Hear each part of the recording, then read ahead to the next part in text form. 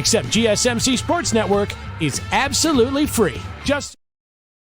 Hello, everyone, and welcome back to the GSMC Fantasy Sports Podcast, brought to you as always by the GSMC Sports Network. Hope you enjoyed that last segment. I really think people might be underestimating the Washington Huskies, but we have to see it play out on the field. But now we are talking about a team that everyone is familiar with, and everyone will be talking about in the CFP discussion, because they are the juggernaut now of the 2020s. We are talking about the Georgia Bulldogs. And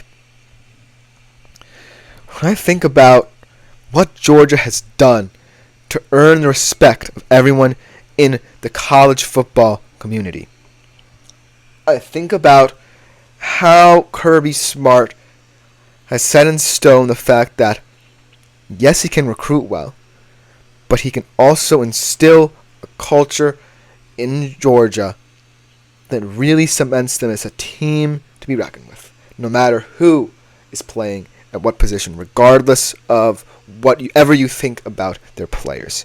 And so, without further ado, let's talk about the tale of the tape as to why Georgia will always be in the discussion for the CFP, in the discussion for most wins in the nation. Right now, they're actually projected to have a 9.9 win projection total, and I think that they could exceed it, but they do have some tests. They have a 15th strongest schedule in the nation. And when I look at this roster, yeah, you could say the wide receiver room is not as potent as it was last year, but there really is no true weakness. They are one of only two teams, one who we're talking about next, in the top 10 in all of PFF's position unit rankings. Getting all of these stats, obviously, from a PFF. But I think that when we talk about Georgia, and we talk about the aura that they present in college football, we also have to talk about how there are a lot of issues, not maybe internally, but externally with some of these players. Maybe, discipline is not preached as much. Maybe that could seep in, but who knows? Georgia is always going to be Georgia. And let's start off the tail of the tape. Obviously, the guy on my screen right now, Carson Beck. A very calm, composed presence, like I said, at the QB position. Highest completion percentage in the nation last year. When I think about Carson Beck, I also think of him in kind of the Stetson Bennett mold. He's not a guy who is a sexy pick.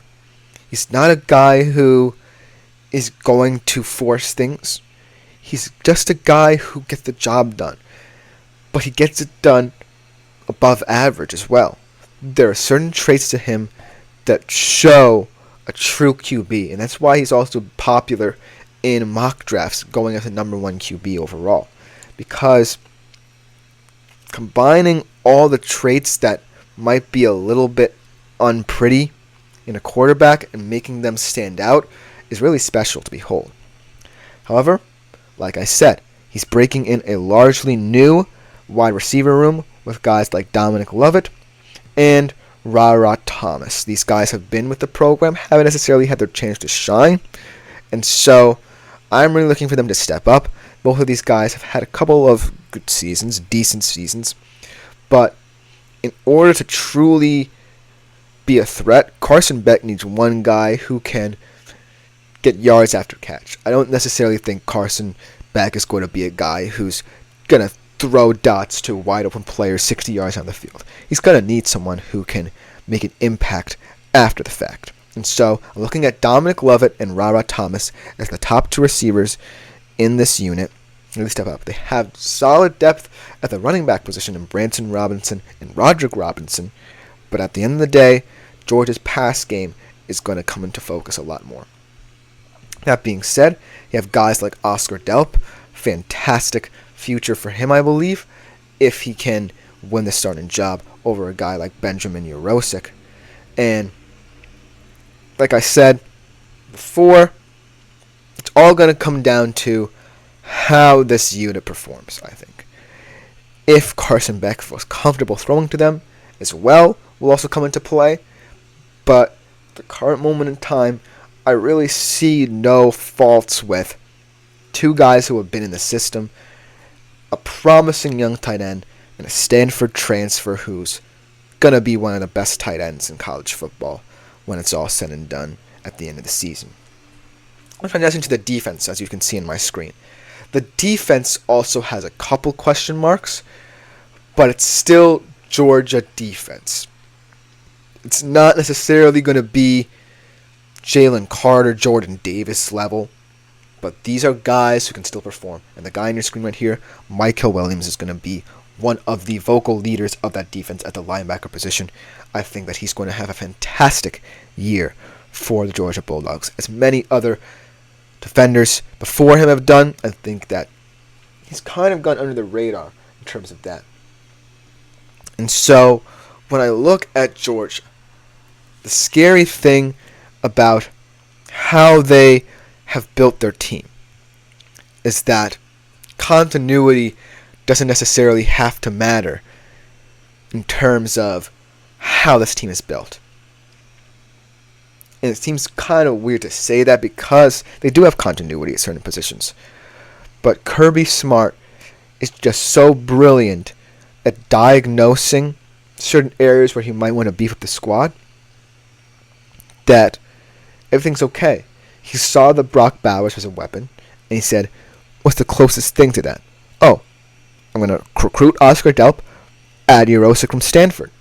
And so he's looking at certain pieces along his offense and defense to really see who he can trust and who he can't. And that's how he's building this team. But now, let's go ahead and look at the schedule. Obviously, I'm going to go through this one by one. I'm going to pull it up on my phone here and give it to you straight. But I'm going to say this is perhaps the toughest schedule for a presumptive CFP finalist that I've ever seen. So, without further ado, let me pull up the schedule right here and look at it. They start off with Clemson. We talked about that game. Should be a very interesting game for both teams. Then you have a cupcake. Then you're at Kentucky. I don't think Kentucky's going to be a contender in the SEC, let alone the CFP, but they're always there and thereabouts. But I think it's going to be an easy win. Then you get Alabama on the road. Alabama is certainly a team that you definitely want to be prepared for. Obviously, losing in the SEC championship game last year has got to hurt. Improved Jalen Miller. Let's see how he does under Kalen DeBoer, and that continues. But I think this is going to be perhaps the first true test for them. Then you have Auburn. Then you have Mississippi State. And then you have Texas on the road as well. Not one, but two true road tests for Georgia. And it's going to be a game where all their wits are going to be about them, especially on the defensive side of the ball, because Texas is going to find a lot of ways to attack you. Then they're at home to Florida. They're on the road to Ole Miss. They're at home to Tennessee. So, as you can see, Georgia is not being treated like the number one team in the SEC, let alone the country. 3 road games against perhaps the top 3 teams in contention for that SEC title, and let alone the CFP. That being said, if there's any coach that can navigate this, it's Kirby Smart. He's going to have a different game plan for each and every one of these teams. He knows that he's going to have to find ways to combat them. That being said, 9.9 wins is a bit wishful thinking here. I think that Georgia, the problem with them is that, say you lose one of those games. Let's say you lose to either Bama or Texas. That won't hurt you. I think that you will get to the SEC championship. It's one extra game. And so, I think that they'll be fine in that situation, in that regard. But if you lose 2, and say Texas as well, or Bama have 1 or 2 losses already, then that might hurt Georgia. Then that might play into how they play down the road. Because out of all those games, the only 2 that will matter are Bama and Texas. It will also matter what they have done themselves up to that point. And so, in the grand scheme of things, while it's not as important to really stack up wins in such a way, because you feel that even as potentially a 3-loss team, if that happens, they lose all those games, you can still get into the CFP. You really want to place emphasis on not losing to teams you expect will be there and thereabouts. You definitely don't want to lose to a team like Texas in their first year in the SEC, looking to knock you off your perch. And so, Georgia, I'll be honest with you, are a very talented team. Sans Bowers, McConkey, Resemi Jackson, what have you. But the big question is, can they eschew any off-field issues with the program, which I will not discuss, and can they really focus on the 3 big games that will test their character unlike any a team of this nature has ever faced? Bama's going to be a very difficult game with Jalen Milroe. Texas with a new-look offense could be scary. Ole Miss, Jackson Dart, man, he's certainly a QB to be reckoned with. And so, overall, I feel as if Georgia, should they win 1 or 2 of those games, should be in a good place. But the margin for error for Georgia, especially at the lofty standards they put themselves on, the lofty pedestal a lot of people view them on, there's very little margin for error.